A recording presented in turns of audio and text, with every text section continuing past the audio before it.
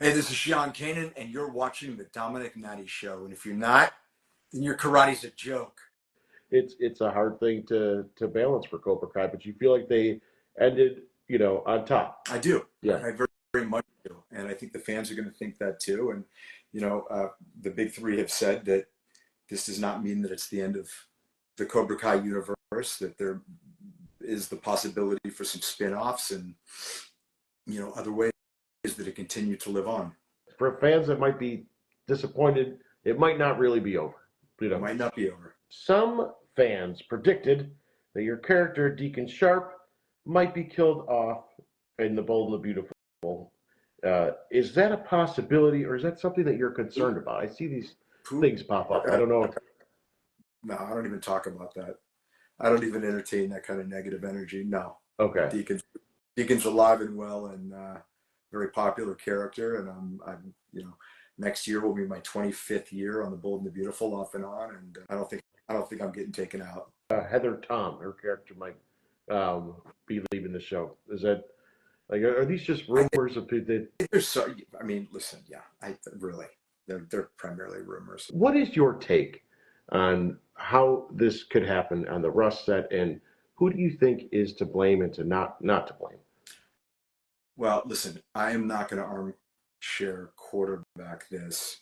I will say this. Maintenance of the chain of possession of a firearm on a set starts and stops with the armor. Anytime that I've used a weapon on set, production is stopped. Everyone is alerted that there's a weapon on set. I will personally inspect it myself. But the thing that's tricky, and I didn't know this, as I understand it, they were using revolvers, 6 guns back in the Old West, and the fake round very much looked like a real one. I guess it had a head on it,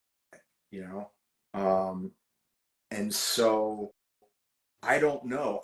I don't know if I was given it, if I opened it up, if I saw the round, they took it out and showed it to me and said, this is a dummy round, but it looked exactly like a live round. At that point, I would have to take the armorer's word on it. Was it in fact Alec Baldwin's responsibility to know that it was a live bullet? It's easy to say yes, and honestly, that was my initial instinct, was to say yes. And I don't know exactly if he behaved with, the exact level of appropriate decorum when handling. I'm not saying he didn't. I'm just saying I don't know. But I don't know what you do if you're given the gun by the armorer and they say this is not a live round, yet it looks like a live round. I suppose the only other thing you can do is say, show me 2 live rounds. I want you to fire the first one so that I can see. But they don't normally do that. So I do know that subsequent to that happening, I noticed a marked increase in the level of attention and seriousness anytime I was on a set that was either using a real or a fake gun. And then that's exactly how it should be. What set would that be? Well, I know. I mean, we're always very careful on Bold and the Beautiful, but we never use live guns.